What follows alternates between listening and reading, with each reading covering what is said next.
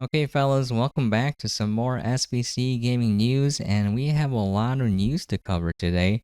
My goodness, the news just doesn't stop. But anyways, we'll be focusing on the AYN Odin2 Mini, as well as the two new consoles coming out from AYANEO, the Game Boy DMG inspired one, and then the Game Boy Advance Micro inspired one. And we'll be going over that.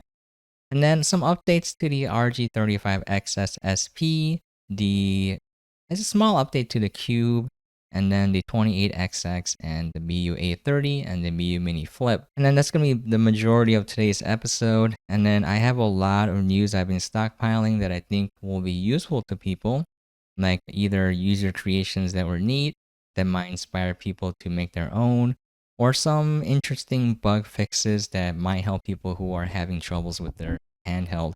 But anyways, why don't we start by reading some comments?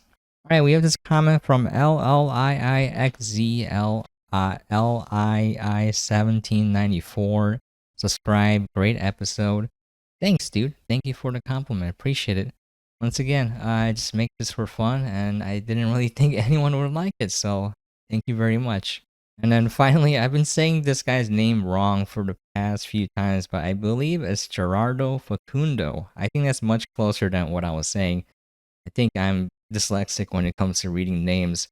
Anyways, Gerardo Facundo 6721 is saying Anbernic has been getting my money lately, getting the blue SP, and I'm waiting for more info on the cube, depending on the price, but I'm definitely interested. Yo, me too, man. Team Blue, who's in Team Blue for the SP?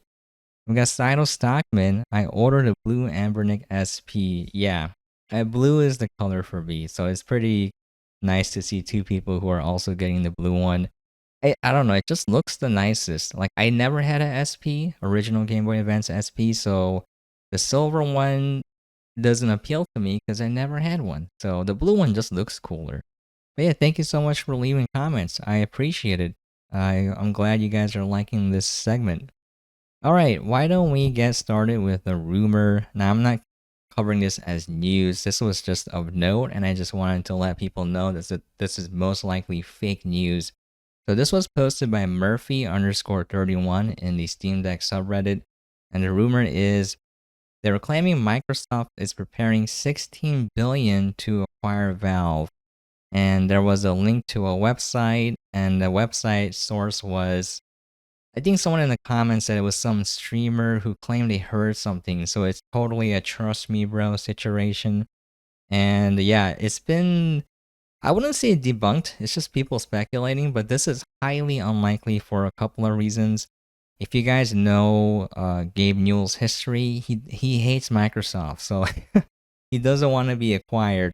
Now, if Gaben dies and someone else takes over, there might be a different story. But yeah, that's not how Gabe Newell operates. Okay, also 16 billion is way too little for Valve. Valve makes a lot of money. There's not a lot of information on exactly how much profit they generate, but you can kind of estimate at least 10 billion just from Steam alone.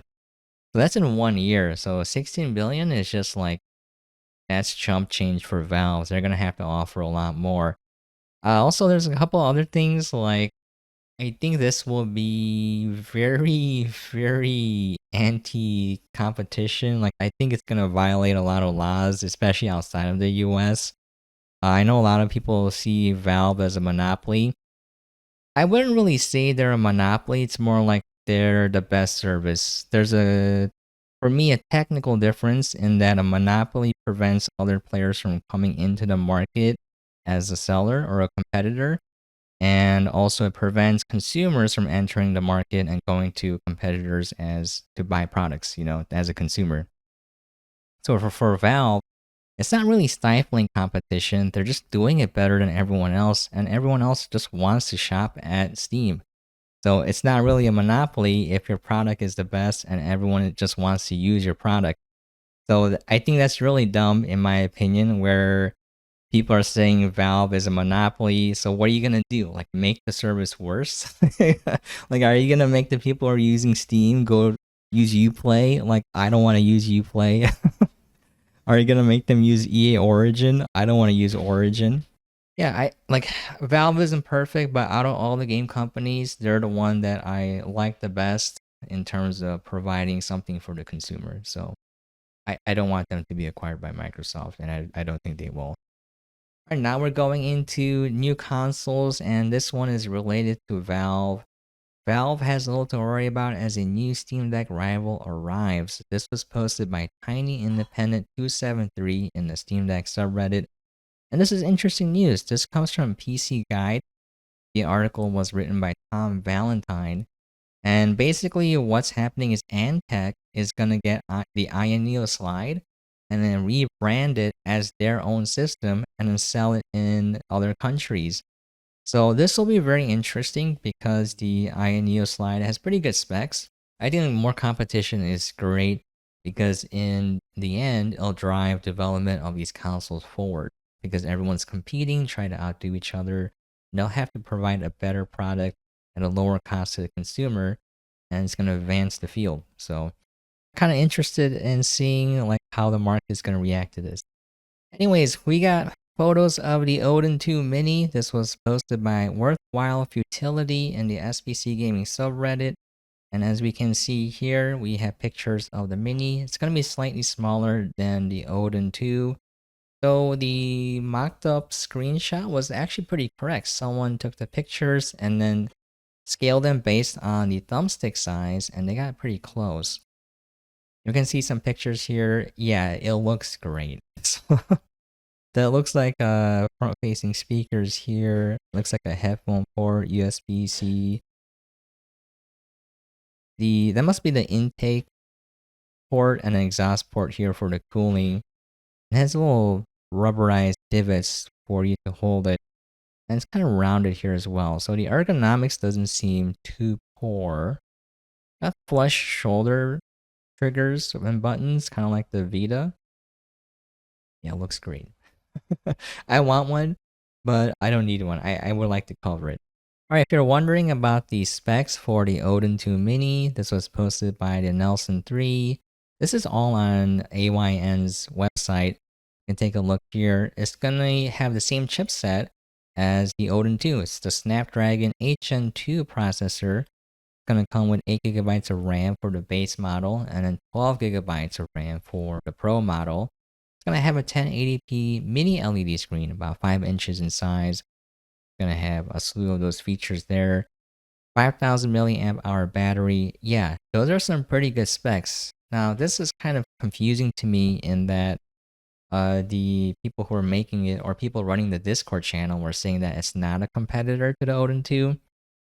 This kind of is. Like, 5 inches is smaller for sure, but like the specs are the same. So, like, if I were to buy a console, I would have to pick one of the two. I'm not going to buy both of them. I don't have the money for that. So I would have to pick one of the two, and people might lean towards the Mini instead of the Odin2. They might want something a little bit more compact.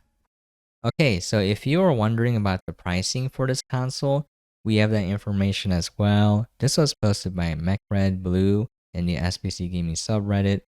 It's going to be $339 for the base model and $399 for the Pro model. And I think that's a fair price considering it's really well built and it's going to have a really nice chipset. But the thing is, like, it's a little bit more expensive than the Odin2, so it might be a little bit hard for people to justify paying, a little bit more for a smaller screen that's nicer. But we'll see what happens once it comes out.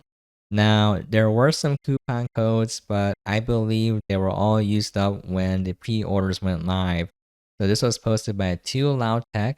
There were about $230 coupons, $315 coupons, and the pre-orders open on May 20th, 6:30 p.m. Pacific time zone. And I believe it all sold out. So immediately it went out, and now we have an unlimited $10 off coupon that will last until June 21st. I guess $10 off is better than nothing. But yeah, just keep in mind the shipping start time is late June. But for two of their consoles, there was kind of like a fiasco for their pre-ordering where people who pre-ordered had to wait a really long time to get their handheld. So in my opinion, again, I offer this advice every time, but there's no harm in waiting. Let's just wait and see. Wait until the models are made. Wait until the reviews are out, so we can tell if there's any severe flaws in the design, if there's any problems, and then wait so you know that you can actually get the handheld when you order it. Okay, if you want to see some actual pictures, these are pictures from their Discord. This was posted by Worthwhile Futility in the SBC Gaming subreddit. And yeah, that looks like a pretty decently sized handheld. I think it's pretty much perfect in terms of it being larger than a pocketable handheld, but being portable enough while maintaining a lot of the premium performance and features of the Odin 2. And it just looks like a PSP Vita, you know. Okay, so we have some video footage here for the AYN Odin2 Mini. This was posted by Light8686. And this is from AYN's official YouTube channel. If you want to check him out, they do release videos and respond to comments. And the thing that I wanted to take note of here was you can sort of get the idea of the ergonomics by watching someone actually play it. That's why I want videos of people playing it. So one thing I took note of was the handheld seems to be chonky enough where the edge hits the palm of your hand when you're holding it. So for it to be ideal in terms of ergonomics, you don't want any gaps between your palm and the device, because then you're holding it up with your fingertips or your pinky, depending on how large it is, and that causes strain for prolonged play sessions. So if you're playing for a short burst, it's no problem, but for long periods of time, it's gonna cause some strain. Here it seems to be sizable enough where you can sort of rest it on your palm. Now that thumb positioning makes it look a little bit uncomfortable. Here though, when you watch the dude go down to the lower analog stick or the D-pad, it definitely looks uncomfortable. So if you're playing games where you have to use the D-pad or the second analog stick a lot, I would recommend getting a grip of some sort, because that does not look comfortable for prolonged play sessions. Now we're going to be going into AYANEO. We have two consoles coming out. We have the AYANEO Pocket DMG, and this one, yeah, I gotta be honest, it looks nice. And obviously, if someone were to give it to me for free, I would take it for sure, and I would use the crap out of it.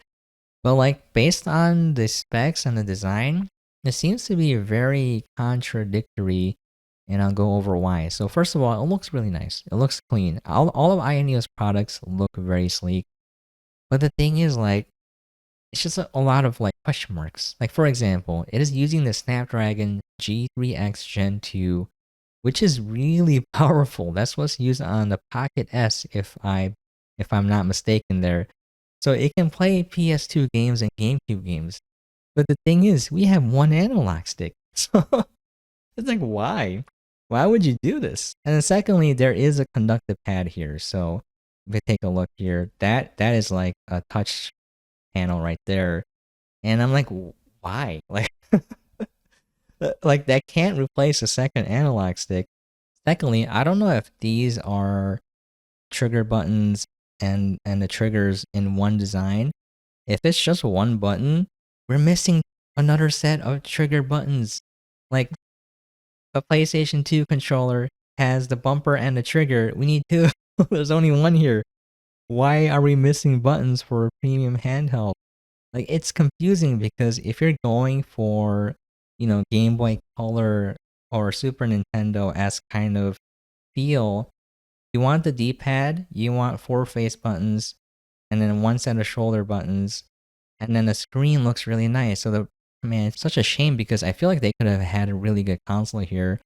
If you take a look at the screen specs, it is an 8x7 screen, so it's perfect for the original aspect ratio of the Super Nintendo. Now, I'm not really a stickler for the original aspect ratio because, for starters, Super Nintendo was stretched to a 4x3 aspect ratio because everyone used CRTs. And secondly, there's a difference between square pixels and rectangular pixels. So even if you maintain the aspect ratio, if the pixels are not the same aspect ratio, the image is slightly different. So to me, it doesn't really make much of a difference as long as it's not too stretched one way or another. But yeah, this is a 8x7 aspect ratio screen. It's about 4 inches. It's 1240 by 1080. It's really high resolution and has high pixel densities, 419 pixels per inch. Yeah, that's a really nice screen. That's perfect for Game Boy, Game Boy Color, or Super Nintendo. And it's kind of a shame because based on the specs, it's gonna be expensive. I'm gonna go over the pricing later. Like, to me, it doesn't make sense. I like the premium aspect. They should have priced it at 200 so that you can compete with the analog pocket. Why in the world am I gonna buy this when I can buy the Pocket S? If I'm only talking about AYANEO's lineup, obviously I would, if you include other companies, Odin2 is just gonna be better because you have the actual controls to play the games that the chipset can run. This is like head scratching. Like, why do you have the start and select off the side? That's not ergonomic. So yeah, I wish they'd have designed this a little bit differently. I wish they would have had the D-pad, the face buttons, and then start and select in the middle, and then just make the chipset powerful enough to upscale Game Boy Color and Super Nintendo games to match that really nice looking screen there. And it's kind of a shame because now it's going to be priced out of, the range of most people, and it kind of defeats the purpose of having a DMG model when you can play PlayStation 2 games on it, but you don't have the controls to do so. It doesn't make sense. Okay, moving on, we have the AYANEO Pocket Micro, and this one honestly is better designed, and people might disagree, that's okay, but after looking at it for a while and thinking about it, this is way better. This one is also too high spec. It's running the Helio G99, and that is a very powerful chipset. You can play a little bit of PS2 and GameCube. But yeah, let's take a look at the screen. The screen is a 3:2 aspect ratio screen. It's so rare to see that. There's only a few consoles out now that have a 3:2 aspect ratio. This is 960 by 640, so you can scale Game Boy Advance games to 4x. And the screen looks really nice. So it's the same small screen as the AYANEO Flip DS. And I like the ergonomics on this. So other than the rectangular shape, which is super uncomfortable, I like the fact that the face buttons and the D-pad look large enough. We won't know until we actually see models, but they seem large enough and spaced out enough where it would be comfortable enough to control the device. And it actually includes 2 analog sticks and then 2 shoulder buttons, which is more than the DMG model. Ironically speaking, I don't see a headphone port. I wish they had it, but yeah, like, this one's way closer to what it's supposed to do, which is emulate a Game Boy Micro. So the main purpose is to play Game Boy Advance games, but it's a 3.5-inch screen and it has a powerful enough chipset. You can play other consoles as well, and it makes sense to have analog sticks in that case. But yeah, they're so close, yet so far. But yeah, if I were to buy any one of these two handhelds, it would be the Micro because it makes the most sense. It has more controls. But yeah, let's take a look at the pricing. So we have a screenshot of this, and they're saying that for the DMG model, it has an OLED screen, so no less than 2000 CNY, no more than 3000 CNY. And for the Micro, no less than 1000 CNY and no more than 2000 CNY. It's okay. I speak AYANEO, so I'll translate for you guys. So if we take a look at this spreadsheet, it's very handy. If we convert the currency, it's roughly $138 to $276 for the Micro. And for the Pocket DMG, it's roughly $276 to $414. So here's how it's probably going to play out. The Micro is probably going to be around $250 for the Indiegogo pre-order price. And then the retail price is probably going to be closer to $350. And then for the Pocket DMG, the pre-order price is probably going to be around $360. And then the retail price is probably going to be closer to $530. I'm just guessing because AYANEO products are very expensive. If you don't believe me, let's review the Pocket S pricing. The early bird price was $400 and the retail price was $560. So remember, the same chipset is on the DMG, but it's a smaller screen. So probably going to be around 360-ish and then about 530 retail. For the Micro, it's probably going to be what I said before, because the models that run that chipset usually go for roughly $200-ish, maybe like 170, but they're usually closer to 200. And yeah, it's like at that point you can buy like a Pocket 4 Pro, you can spend $100 more, get an Odin 2, and that's only the pre-order price most likely. It's bringing me closer to 300 for retail. So yeah, that pricing is a big oof there. People might buy it though. A lot of people like AYANEO products, but yeah, it's gonna be price it out of most people who are just looking for more affordable options, or if they want more premium options to spend a little bit more and get something like a handheld PC. But yeah, let's take a look at some pictures here. This was posted by Retro Old Boy. Pictures of the Game Boy Micro in the wild, and it looks okay.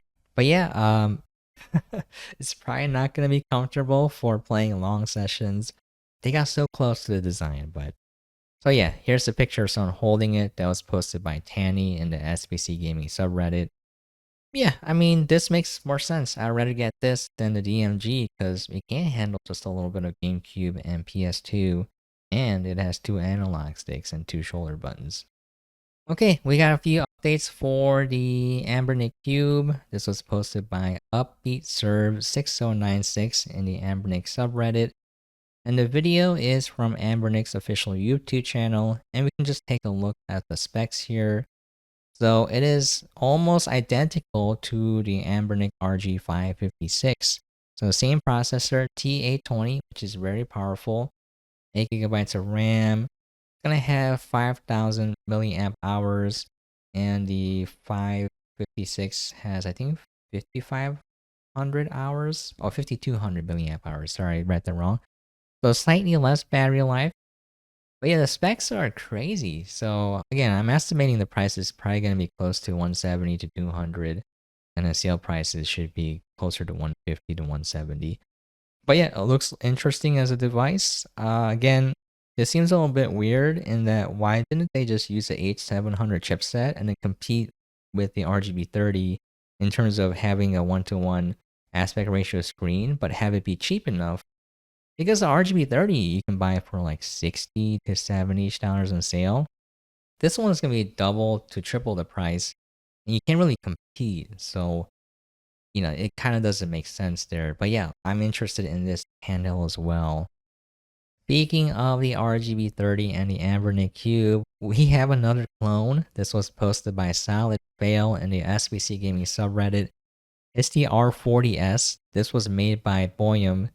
And I believe it is the same company that makes the game console or the game console handhelds like the R36S and the R33S. This makes more sense. I feel like this is going to compete. I think I read somewhere that it's going to have the RK3566 chipset or RK3526. I don't remember which one exactly. So, decent amount of power. And we have the 1-to-1 aspect ratio screen. You can see some of the I/O here. It looks like bottom firing speakers, 2 USB-C ports, 2 micro SD slots, and a headphone jack. So I'm interested in this. This will probably be priced around $60 as well if they're going to compete with the RGB30. Kind of interested in the build quality because for the RGB30, it's kind of a cult classic, but like it's super inconsistent in terms of whether your device works properly or not. Some people, no problems. Other people, too many problems. So if another company can sneak in and provide a more stable consumer experience, they might actually have a hit on their hands. Okay, now we have some updates for the SP. This is funny. This was posted by Puzzle-Headed Trash 13 in the Anbernic subreddit. And if we take a look here, so they're missing a screw, and then the B button is a sideways A button. The comments are really funny. McLovin616, you had one job. Puzzle-Headed Trash, the OP says, hopefully someone out there will get 2 Bs. My goodness, that would be hilarious. And then the sideways A. Haha. That's Anbernic. Yeah, that's really funny. I thought that was funny. You might get a little bit of humor,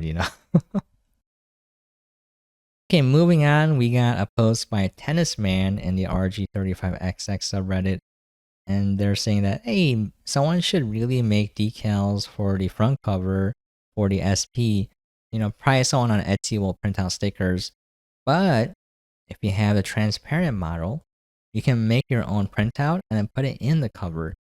Not the easiest thing, but it's pretty simple. There's just little rubber screw covers that you remove, and then you remove the screws, and then you gently pry the cover off, and then you can put a little printout there.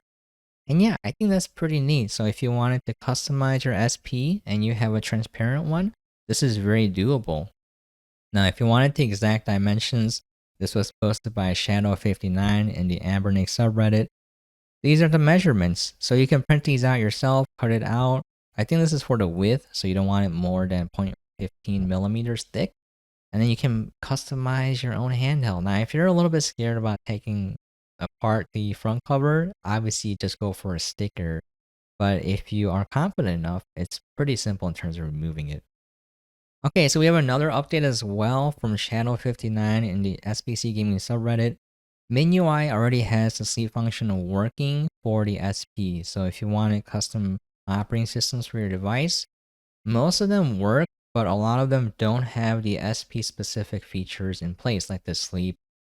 That's pretty much it. So MinUI has a sleep function work in progress.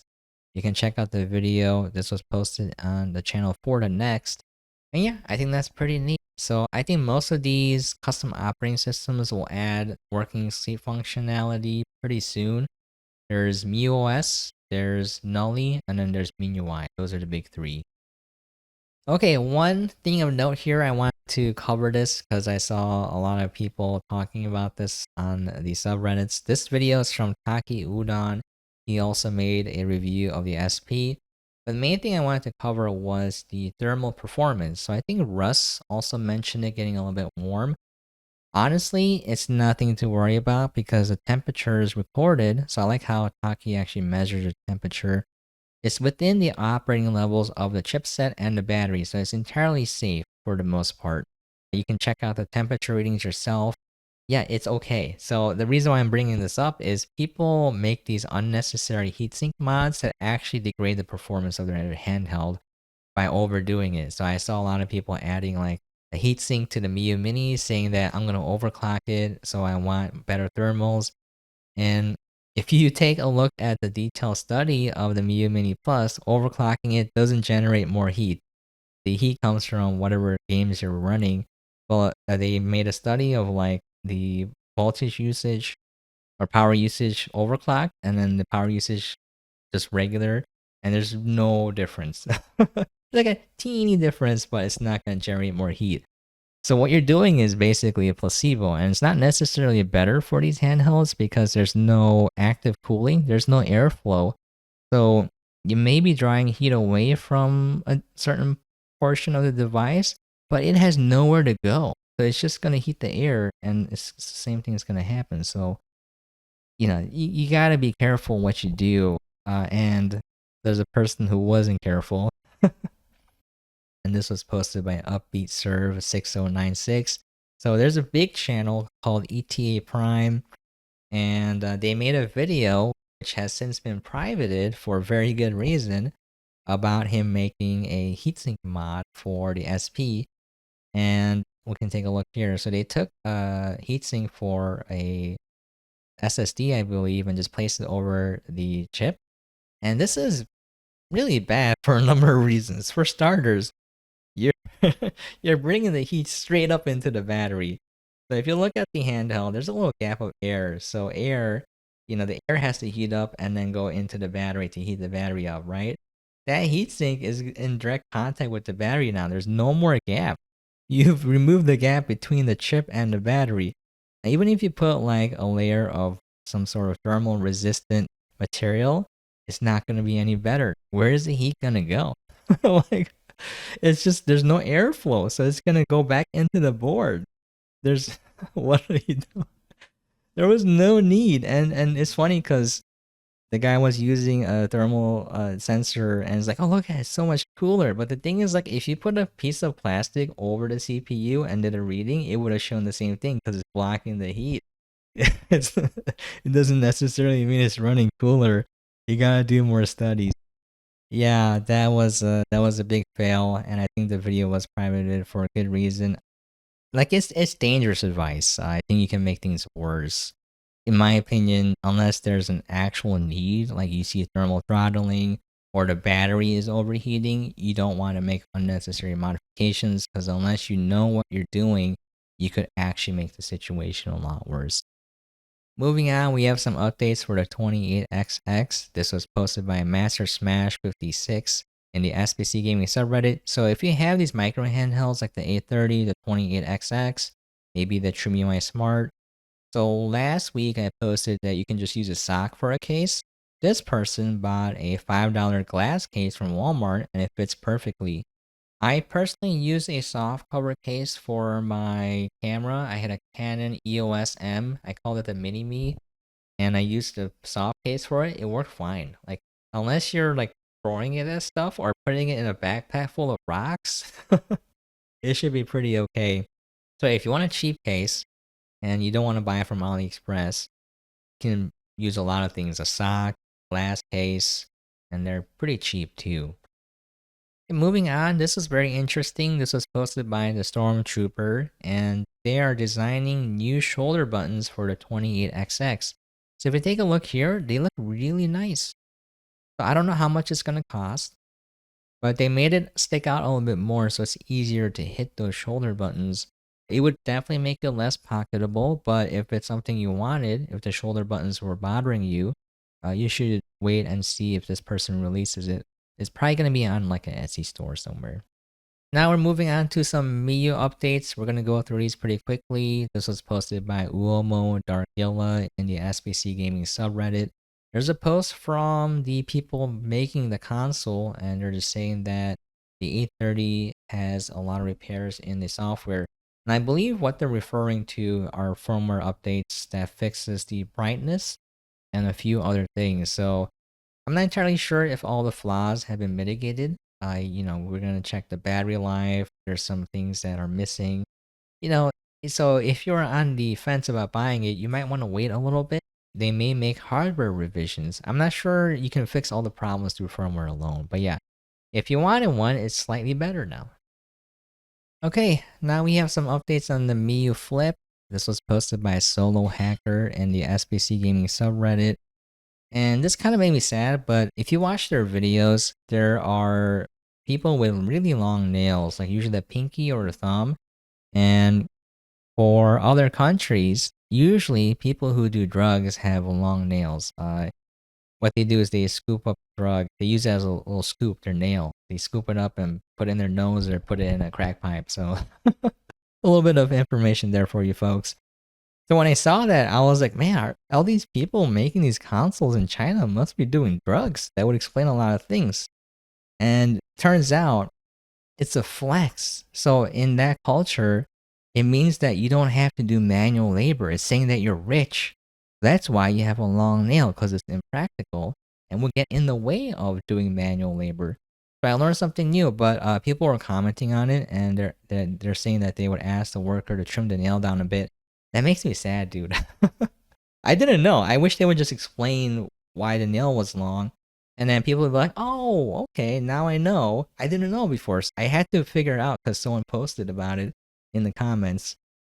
But yeah, that made me a little bit sad, dude. Like, the guy has a flex and now he has to get rid of it because people didn't understand what the flex was.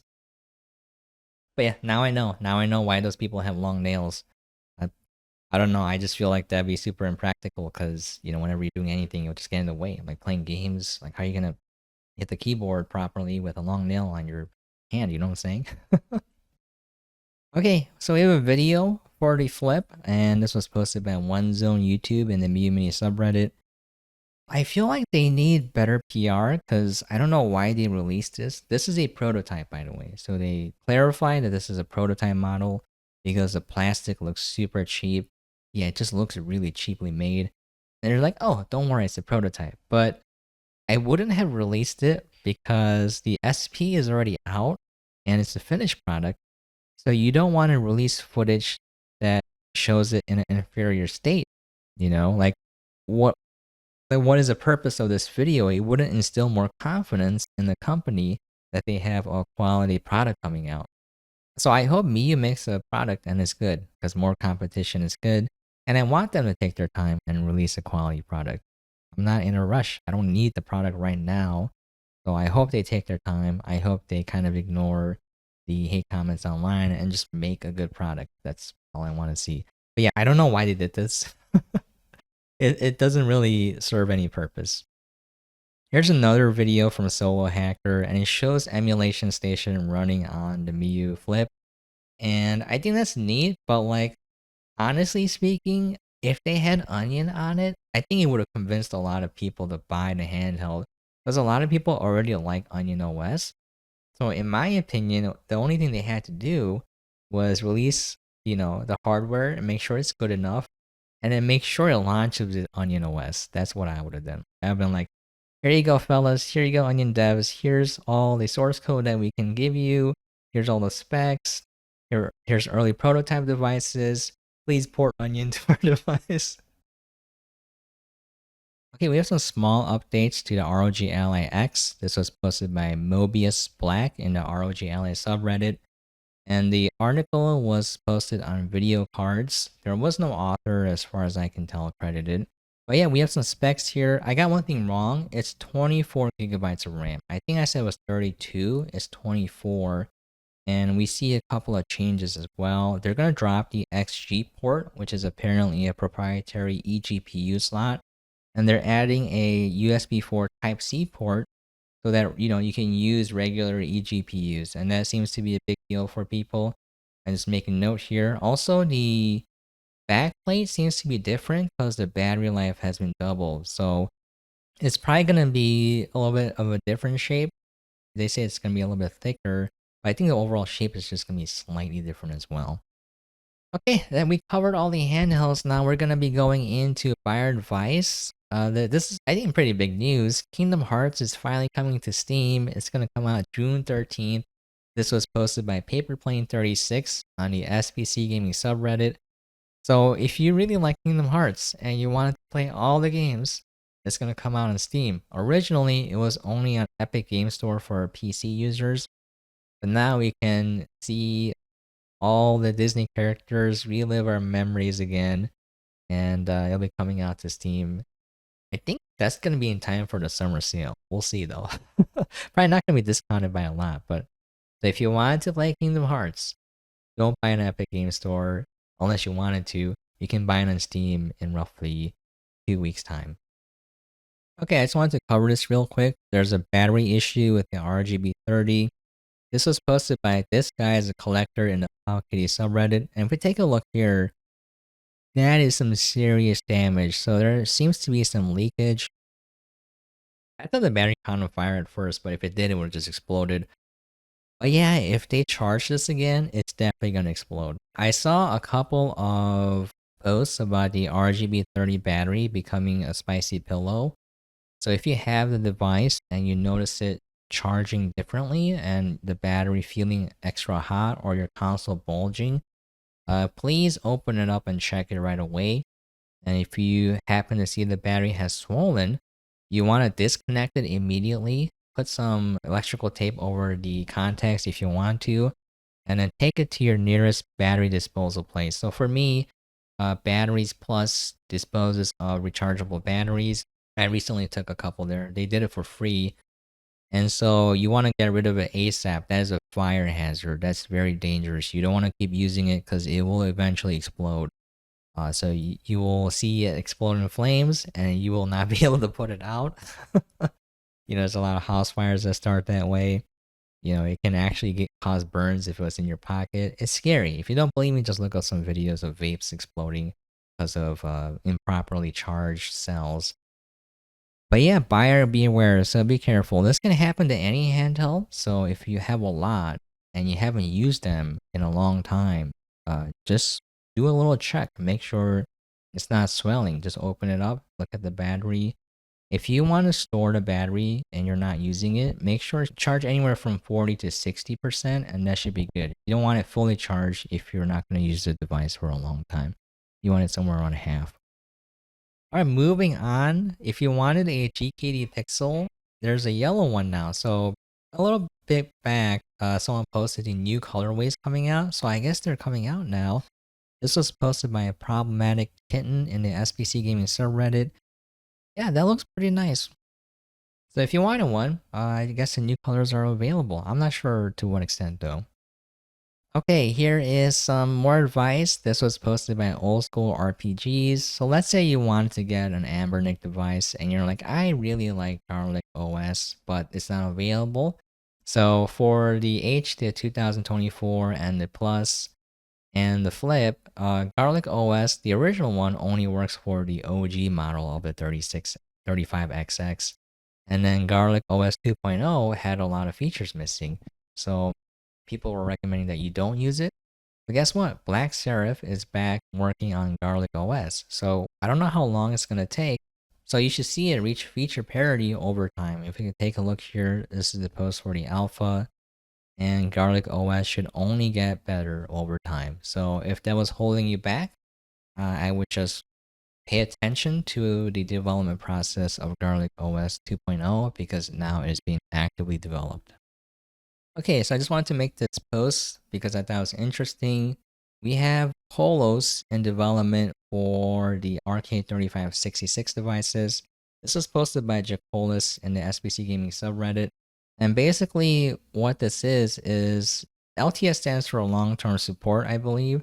And what this person is aiming to do is take the bug fixes and the stability fixes and all of that, and then get that from Rocknix and then put them into JelOS so that JelOS is being constantly updated in terms of bugs and stuff like that. In terms of features, it's going to stay the same. It's going to be updated so that most of the bugs, whatever gets fixed, it's going to be updated in JelOS as well.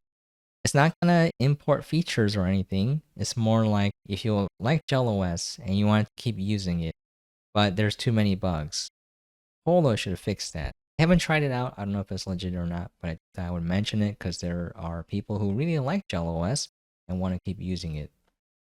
Okay, now we're going into updates. This is a pretty big one. RetroArch is available for iOS now, and this was posted by Tuski in the SBC Gaming subreddit.